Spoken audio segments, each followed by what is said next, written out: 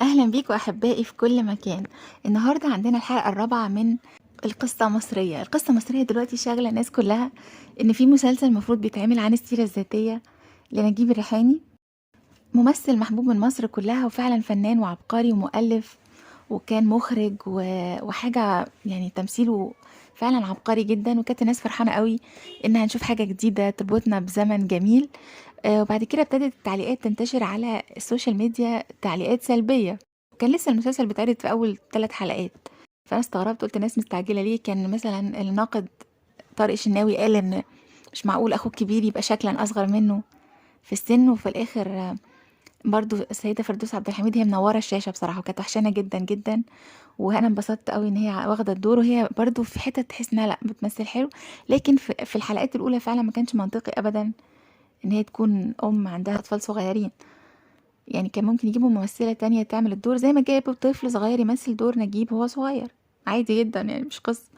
لكن هي اخدت الدور كله. بس دي البوينت. المخرج طبعا محمد فاضل رائع جدا في كل اعماله، واحنا برضو مبسوطين ان هو رجع يشتغل تاني ونورنا. بس برضو كان ممكن يعمل مجهود اكتر شوية، يبان حتى الاسطمبات باينة قوي، يعني ده يهودي يتكلم بالطريقة الفلانية. مشكلة كمان المؤلف ان هو محترمش الفكرة الأدبية، إن أنت تكتب سيرة ذاتية تكتبها بالظبط، وخاصة إن مذكرات نجيب الريحاني مكتوبة في كتاب ومنشورة، كاتب بالظبط حاجات بالظبط. فأنت ليه بتيجي تتفرج على المسلسل تضحك إيه ده؟ أمال ليه كان مطلع هنا الراجل ده سكري؟ كان فيه مثلا مشهد إن هو بيتكلم، راح أقدم في مكتبة، والمكتبة دي بتترجم كتب فرنسوية للغة العربية، وفعلا كانوا بيترجموا روايات بوليسية وحاجات جامدة جدا، وكانوا مبسوطين. وصاحب المكتبة عنده فندق فكانوا بايتين هناك.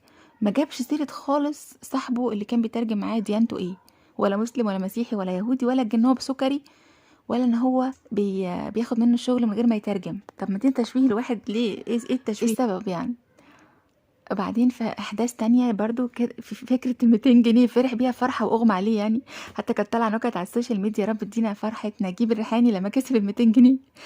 وطلع ان مفيش لوتريه ولا حاجه، وان هو كسبها لان هو كان بيشتغل فعلا في نجا حمادي، وكان مرتبه كبر ووصل 14 جنيه، وفضل يحوش ال 14 جنيه لحد ما كون ال 200 جنيه. يعني هو ما كسبهمش في لوتريه فجاه، ولا ما تعبش فيهم، ده تعب فيهم وشقي فيهم، وبرده صرفهم على السينما وعلى المسارح وعلى اللي بيتفرج على الفرق. وهو ما راحش اداهم لمامته، يعني مامته بقى زعقت له او صرفتهم او كذا. او مش ممكن ام كل ما تشوف ابنها يعني معهوش فلوس تطرده بره البيت. هي بتطرده عشان ممثل او كده، لكن هو مطلع في المسلسل ان امه امشي اطلع هات فلوس ولا ما تباتش في البيت. ده ما بيباتش في البيت، ده مش بيغير هدوم. ففي تشويه شويه في الصوره العامه للمجتمع.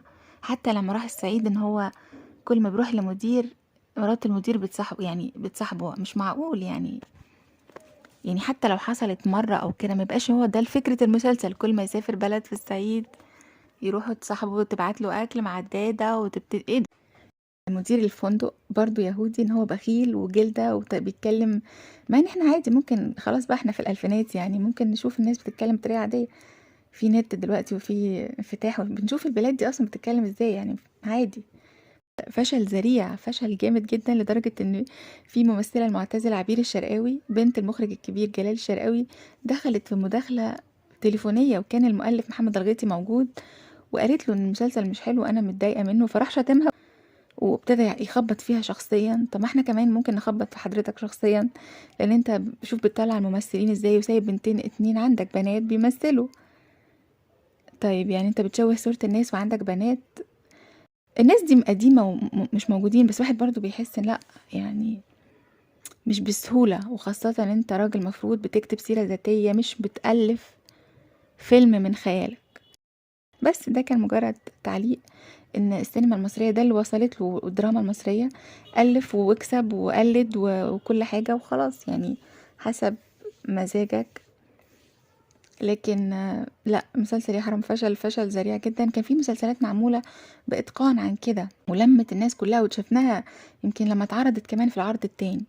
مسلسل إسماعيل ياسين بتاع أشرف عبد الباقي، مسلسل حتى تحية كاريوكا كان جايب الأبطال باللبس بالأحداث، لا قصص جميلة. اتمنى ان شاء الله بقى في مسلسل تاني كده ان هو يتعمل بطريقة على مستوى الفني بتاع مصر، لان القصة كلها مصرية، الشعب ذواق برضو. يلا صباح الفل في دراما عجيبة، وادي الدنيا اللي بنعيشها. نورتوني جدا شوية دول، اشوفكم يا رب بخير وسلام دايما. مع السلامة.